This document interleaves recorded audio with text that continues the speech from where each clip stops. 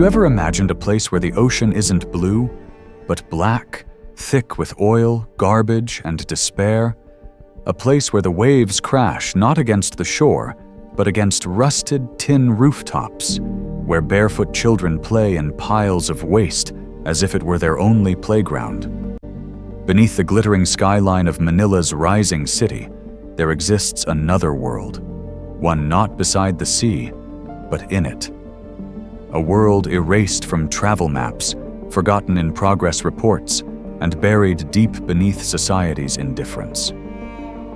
The greatest of evils is not the crime itself, but the indifference that allows it to continue, Albert Camus once said. And nowhere does that truth echo louder than here, in the slums of Manila's harbor. This is not a story about tourism. It's not about beaches, street food, or Instagram views. It's a story about the truth. The kind of truth we choose not to see. About thousands who live, eat, give birth, and die in what is now one of the most polluted waters in Southeast Asia. This documentary will take you deep into the narrow alleys of Manila's portside slums, where every step is a struggle between survival and disappearance. Here, women smile through mud, children laugh through hunger, and the invisible rebuild their dignity from the wreckage of modernity. Today, fascinating discoveries will take you to the side of Manila that tourism won't show you. Raw, tragic, yet strangely beautiful. This is the story of a life that refuses to be silenced. The journey begins where no one dares to go. Number 1. The origin of Manila Port Slums. There's a place in northern Manila where the ocean no longer sings, but groans, thick with oil, trash, and the stench of decay. Once a proud symbol of Philippine trade and prosperity, it has now become an open wound festering at the heart of the capital. This is Basico, the Manila Port Slum, home to over 15,000 families crammed into nameless plots of land, without titles, without rights, and often without the belief that tomorrow will be any different. They came from everywhere: farmers who lost their land, workers laid off from collapsing industries, and migrants searching for hope in the glitter of the city. But when the gates of opportunity closed, the sea was the only door left ajar. So they built their homes from the bones of the city's waste: rotten wood, broken plastic, rusted iron sheets, stitched together with the thin thread of survival. Each roof trembles with the wind. Each plank beneath their feet wobbles above dark, stagnant waters thick with human waste, oil, and despair. Every day, Manila produces more than 9,700 tons of garbage, and 17% of it flows untreated straight into the sea. That number has turned the harbor into one of the most polluted bodies of water in Southeast Asia, where the ocean, once the cradle of life, has become the grave of hope. But the tragedy here isn't just the filth, it's how people have learned to live with it. Children still laugh, diving into black waters as if it were their playground. Makeshift schools stand on bamboo stilts, desks patched with plastic, blackboards painted over wood. Inside, small voices recite lessons that rise above the stench. The history of Manila's harbor slum is not written in books. It's written in smell, in color, in the breath of those who live between existence and erasure. And to understand why they stay, we must look deeper, into their lives, their fears, and the fragile faith that still flickers amid the waste. Number 2. Life in a toxic environment and the crisis of public services. In Manila, there are streets unmarked on maps and communities unrecognized by the state. Around 257,000 people live here, without land rights, without electricity, without clean water, and without an official address. They exist, but they do not count. If you ask them where they live, the answer is simple: there, between the sea and the mud. Every morning, the sun rises over a polluted ocean, and the light that falls is not golden, but gray, filtered through the smoke of burning trash. In narrow alleyways, barefoot children laugh as they run across piles of garbage, splashing through puddles of oil and sewage. Water tests reveal E. coli levels 100 times higher than the safety limit, yet that same water is what they drink, bathe in, and cook with. One young mother said quietly, "We don't have clean water. This is all we have. If we don't use it, we die of thirst." Homes are built on trembling wooden stilts above black water so thick it no longer ripples. When night falls, the only light comes from flickering candles reflected on the surface, turning the slum into a shimmering graveyard. Children here grow up surrounded by disease and despair. 64% of those aged 7 to 12 cannot read, not because they refuse to learn, but because there are no schools, no books, and often no birth certificates to prove they even exist. When a child has no name, he has no future to dream of. Here, diarrhea, pneumonia, and skin infections are not called illnesses anymore. They are simply part of life, as common as the heat, the rain, or hunger. The death rate among children under 5 is 4 times higher than in the city's clean districts. But beyond the numbers lies something more terrifying. Silence. The government knows, but looks away. The citizens know, but choose to forget. And the tourism industry, proud to show blue beaches and golden sunsets, deliberately steers clear of this place, as if ignoring it will make it disappear. Yet in this darkness, life continues, somehow, stubbornly. And that's where the true story begins. The quiet, unyielding strength of those the world has chosen not to see. Number 3. The people who save themselves. Hope and NGO efforts. Amid the stench of waste, sewage, and silence, there are still flickers of light. People who refuse to wait for salvation, choosing instead to save each other. In Baseco, every day, makeshift classrooms rise beneath scorching tin roofs, where children write on wooden boards painted black, and desks are cobbled together from scraps of plastic. They are called the classrooms of hope. Small as they may seem, within just 6 months, the literacy rate among children rose from 28% to 63%, a modest number, yet nothing short of a miracle in a place where education once felt like a luxury. Beyond learning, even the poisoned environment here is being cleansed piece by piece. The Clean Shores, Clean Lives project, led by Plastic Free Philippines, has collected over 110 tons of plastic in just 18 months, creating income for hundreds of locals. Those who once scavenged trash now earn from recycling it, transforming waste into survival. Others have started micro-enterprises, selling clean water from recycled containers, offering solar-powered charging stations, or repairing old clothes in exchange for rice. They call themselves the reborn from garbage. Yet life here remains fragile, like a candle in a storm. According to the Manila Relief Fund, 60% of ongoing programs could shut down within the next 12 months if funding runs dry. That means classrooms dismantled, jobs gone, and the most precious thing of all, hope, could vanish overnight. And still, no one gives up. They continue to teach, to clean, to rebuild, not because they believe in miracles, but because they know, if they don't, no one else will. Between the black waters and rusted rooftops, the people of Manila are rewriting their own story, one chapter at a time, with their hands, their sweat, and their unbreakable will. From these humble sparks, a quiet resilience is rising, lighting up the darkness one breath at a time. Number 4. When nature strikes and budgets fall silent.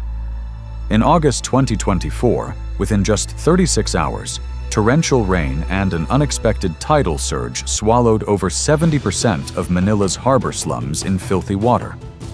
The stench of rot filled the air as garbage, oil, and sewage invaded the fragile homes made of rusted tin and splintered wood. In an instant, people lost not just possessions, but the fragile order of life they had built from scraps. Temporary classrooms were swept away, books dissolved in the flood like ink fading from memory. The recycling projects were destroyed. Plastic sorting bins now floated aimlessly across the dark waves. When the flood receded, 62% of children under 10 were found malnourished or severely dehydrated, many hospitalized, most untreated. One mother whispered through tears, "We're used to rain, but not to watching our children cry from thirst." According to the Philippine Atmospheric Agency, sea levels in Manila Bay are rising 0.4 centimeters each year, faster than the global average. That means the stilt houses that once floated now slowly sink, inch by inch, beneath the rising tide. While residents battled to survive, the government faltered. Community support budgets were slashed by 31%, and families were forcibly relocated without compensation because they didn't exist on the map. In desperation, some sold their roofs, literally, trading sheets of corrugated metal for medicine or clean water. They call it selling the sky to buy life. But how does one live when even shelter becomes currency? As one man said, "We're not afraid of dying here, only of being forgotten." And indeed, the greatest flood was not the water itself, but the indifference that drowned the human spirit. When nature strikes and budgets fall silent, every plan, every dream, and every act of hope can be washed away in a single storm. Yet even then, amid the wreckage, the story does not end, because there are still those who refuse to sink. Number 5. The silent rise. No government, no money, no headlines, only people, and the will to survive. In October 2024, amid the ruins left by the flood, more than 300 families in Basico did something the world would later call the miracle of humanity. They didn't wait for aid. They didn't beg for help. They shared buckets of water, rebuilt roofs, and gathered garbage with bare hands. Within just 3 weeks, they cleared 6.4 tons of trash, reinforced over 80 homes, and created a low-cost flood alert system, a poor man's technology that saved dozens of lives using colored flags and mobile messages. Even more astonishing, 72% of these initiatives were led by women. Women who once carried sacks of waste now carried the weight of an entire community. They taught first aid, purified water with activated carbon, organized food drives, and became the heartbeat of a movement. In Manila, they used to say, "Women endure." But here, women rise, not with protests, not with words, but with action. They save neighbors, rebuild schools, and stand watch at night to protect their homes.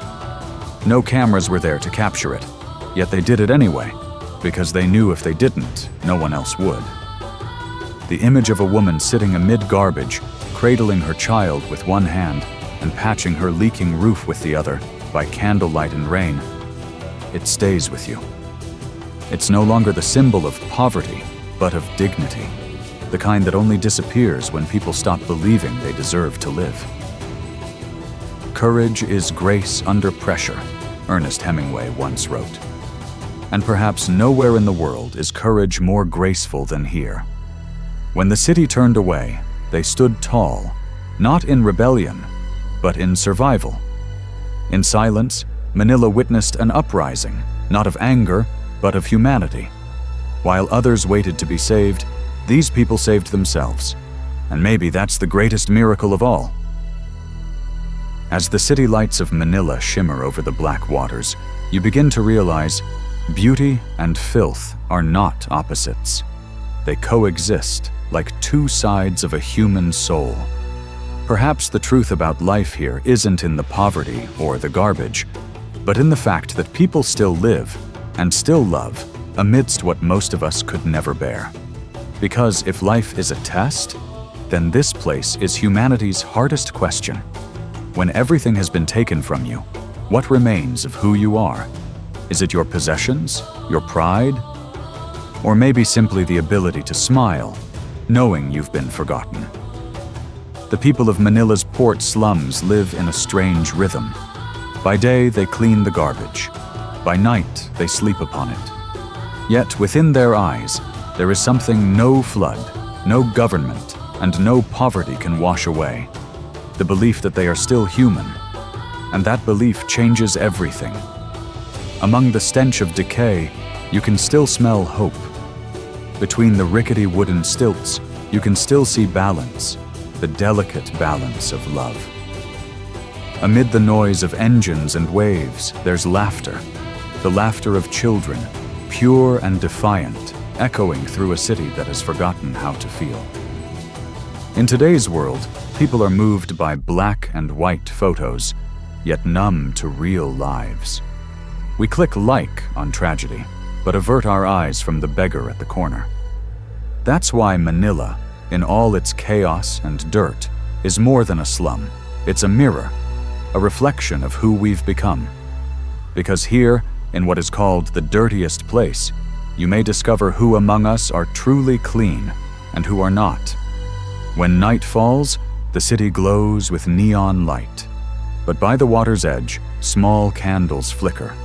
Flames not powered by electricity, but by heart. They say, poverty isn't the worst thing. The worst is when the poor lose their dignity. Yet here, dignity is the one thing that survives everything else. These people don't beg, they don't shout, they don't curse the world. They live, bearing the full weight of being forgotten, but never broken.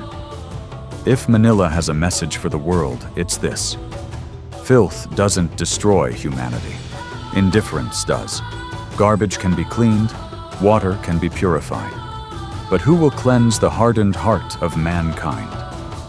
When we look down on these fragile homes above the sea, maybe what needs to change is not them, but us. In the end, a nation is not defined by its tallest skyscraper or its richest district, but by how it treats the people who live closest to the ground. And perhaps it's within the mud, not above it, that humans learn how to shine. Not from the city's light, but from the one within. Number 6. The sea is still dirty, but people have found their voice. The sea is still dirty. The waves are still black. The smell of oil and garbage still lingers in every breath. But amid everything that seems unchangeable, something profound has shifted. The people have found their voice. Across the Philippines, more than 5.7 million people live in slums along rivers, coasts, and industrial zones, and Manila is only one reflection of that vast reality. Yet it is here, in the darkest corners, that the world is being taught an extraordinary lesson. That dignity is not about where you are born, but how you rise when everything falls apart. The people here do not ask for pity. They do not need tears. They ask to be recognized, to be seen, to be heard, to live in a society where justice is more than a word. The women carrying water, the children wading through trash, the men patching roofs, they are no longer symbols of poverty, but of resilience and belief. Perhaps it will take years before Manila's waters turn blue again, but the people have already found something far more precious: their voice. A voice that does not echo in parliaments or press conferences, but in the wind and the stench, in the black waters beneath a gray sky, telling the world, we are still here, we are still alive, and we still have hope. As one filmmaker once said, every frame is a piece of truth, and every story is a voice that deserves to be heard. This film is not about pity, it's about remembrance. A reminder that in places where humanity seems lost, people often rediscover what it truly means to be human. And that, perhaps, is the silent beauty the world has yet to see. We've just traveled through a journey unlike any other, not to pristine beaches or dazzling skylines, but to the raw edge of reality. There, amid waste and poverty, we found something luminous: the quiet strength of humanity. The story of Manila is not just the tragedy of a city, it's a mirror held up to us all, forcing us to ask, do we truly see the world, or only the parts we want to believe in? Behind every postcard image lies a shadow. Behind every smile, a story untold. The world suffers a lot, not because of the violence of bad people, but because of the silence of good people, Albert Einstein once said. Perhaps what the world needs most is not pity, but understanding. Not everyone can change the world, but everyone can choose to see it. Because once you truly see, you begin to care. And once you care, the world is never the same again. The sea may still be dirty, the waves still black, but the people here have proven that even from the mud, flowers can bloom. This story does not end here. It begins wherever you stop and reflect. If you believe that truth deserves to be heard, that every human being, no matter where they are, deserves dignity, then join us. Like, comment, and subscribe to follow our next journey to places that tourism forgot, but humanity remembers. Because every frame is a piece of truth, and every story is a voice that must be heard. Thank you for watching Fascinating Discoveries.